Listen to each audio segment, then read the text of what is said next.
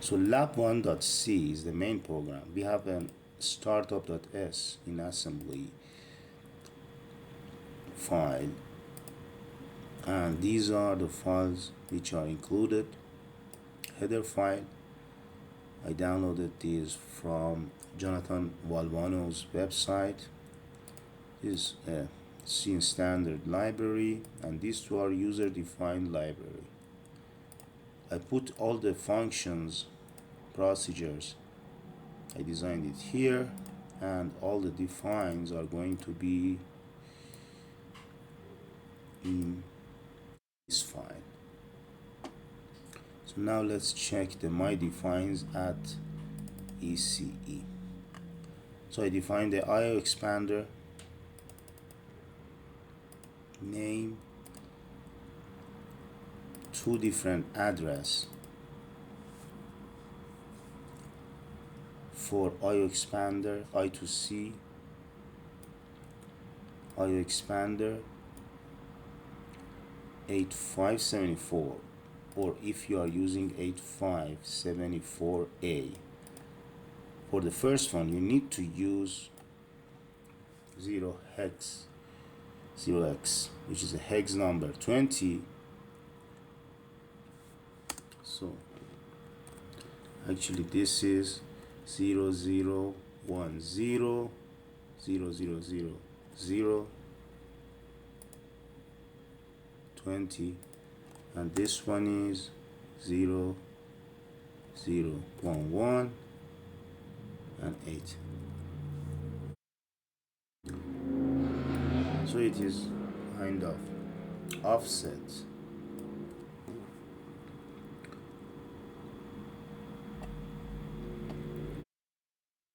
Which is going to be added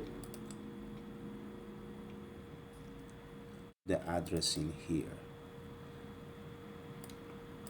by ORing with the I2C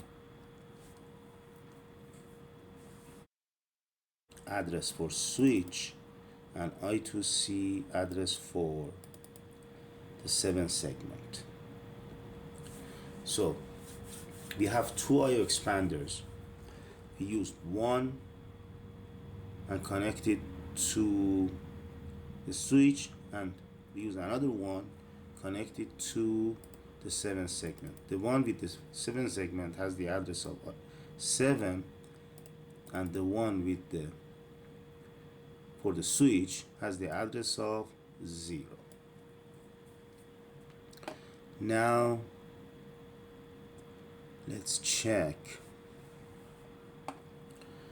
the IO expander.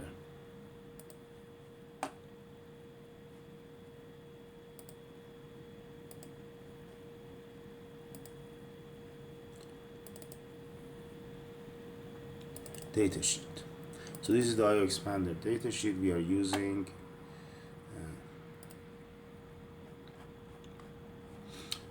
the one without A.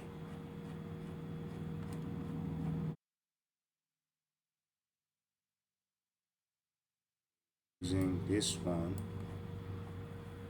and when you go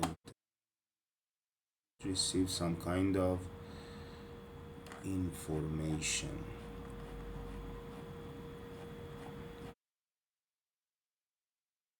Here. So for PCF 8574,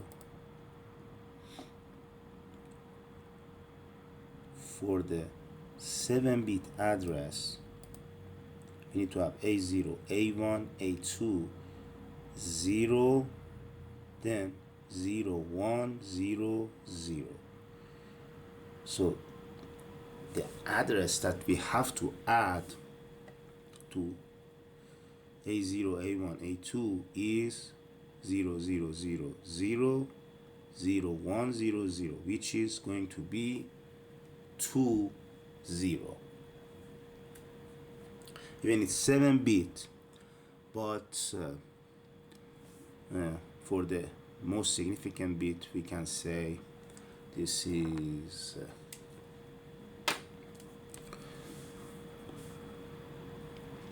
it will be ignored when we send it when we send the value to the I2C. So now if you check here, we have this as I2C address, I2C. We are using address 0 or I2C address 7, which is going to be 0, 0, 0, which is going to be 1, 1, 1. And here we have a kind of offset 0, 0, 0, 0, 0, 1, 0. We can add another 0 in here. So if we write it in hex, it is going to be 220. But if we use PCF 8574A, then these are the address. We are going to have 0. It starts from here, 0, 0, 0, 1, 1, 0. To have 8 bit, we are going to add another 0. So the offset is going to be in hex as 3, 8.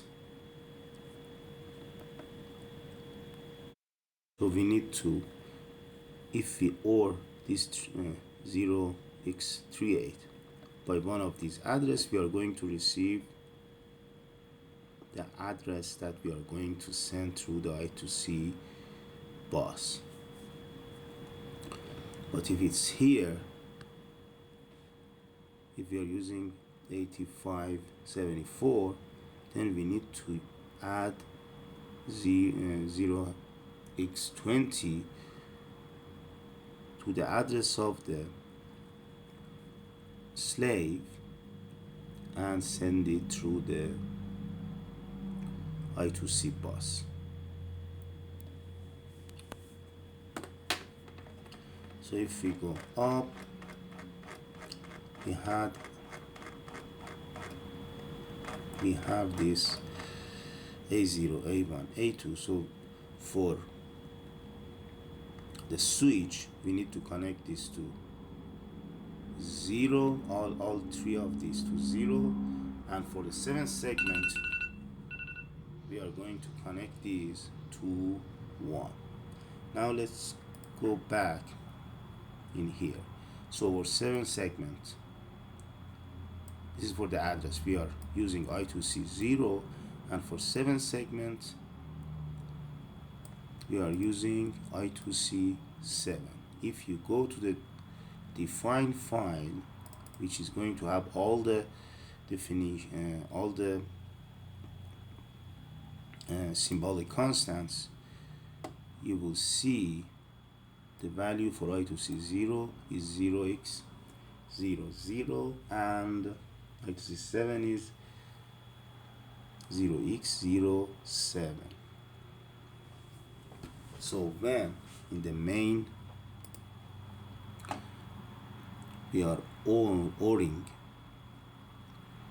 these two together, then actually we are going to have 20x 2 0. We are sending this value, and here we are sending 0x 2. It's 727.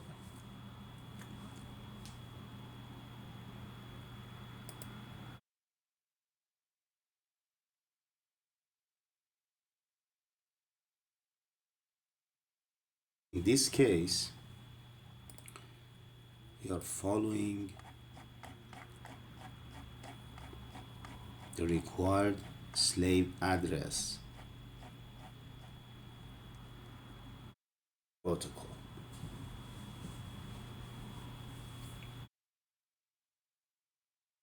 And I know this is 7-bit, but we can still it's 7-bit, but we are demonstrating the 7-bit using 8-bit demonstration.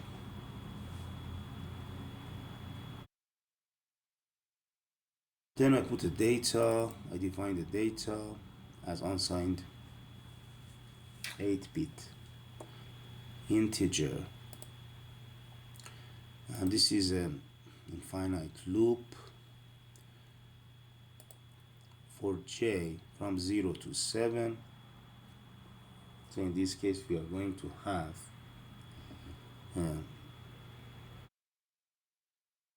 7 different value for j, 8 different value for j, and I used this structure to change the value of the LEDs. So value of the LEDs, and this is for kind of delay. So 100 times it is going to read the value from switch 100 times, and it will send the value which is written from switch to the 7 segment. But here is, if you check, it is going to be,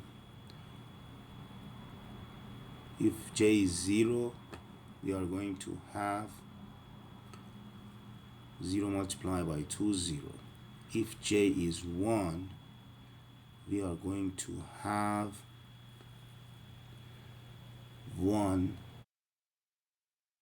here multiplied by 2, it is going to become 2. Then so it is actually going to count from 2, 0, let's write it like this, 0, 0, 0, 0, 2, 2, 0, x, 0, 0, 0,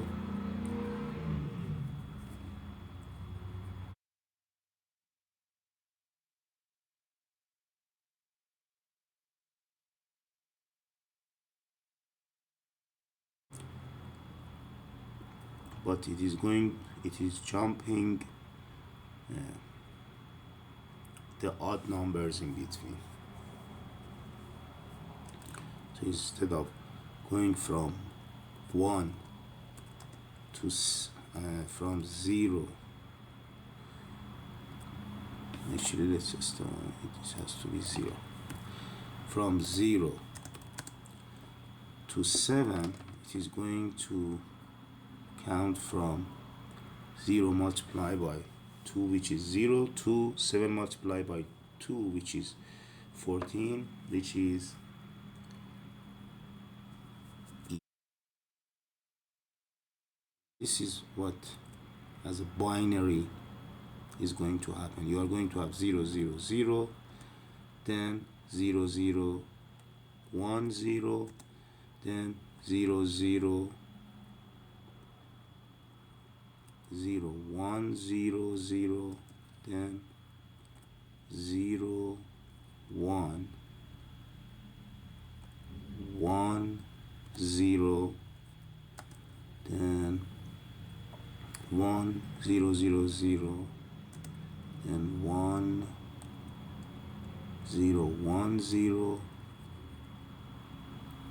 then 1, 1, 0, 0, and finally 1, 1, 1, 0. 1, 2, 3, 4, 5, 6, 7, 8. And basically we are assigning these 3 bits to the RGB pins in the board, which is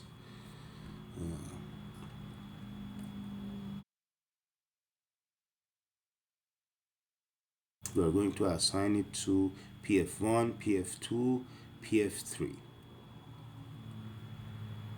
to change the color of RGB together,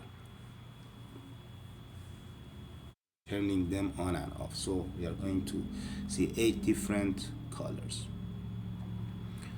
That's why it's it's like shift to the left, because we don't need to give any value to PF0, because PF0 is actually user switch 2 on the board.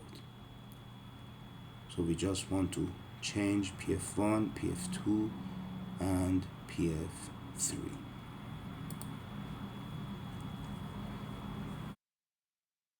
And this time delay for 100 times reading data from the switch and writing to the 7th segment is enough for human eyes to recognize the change in the color. If you make it less,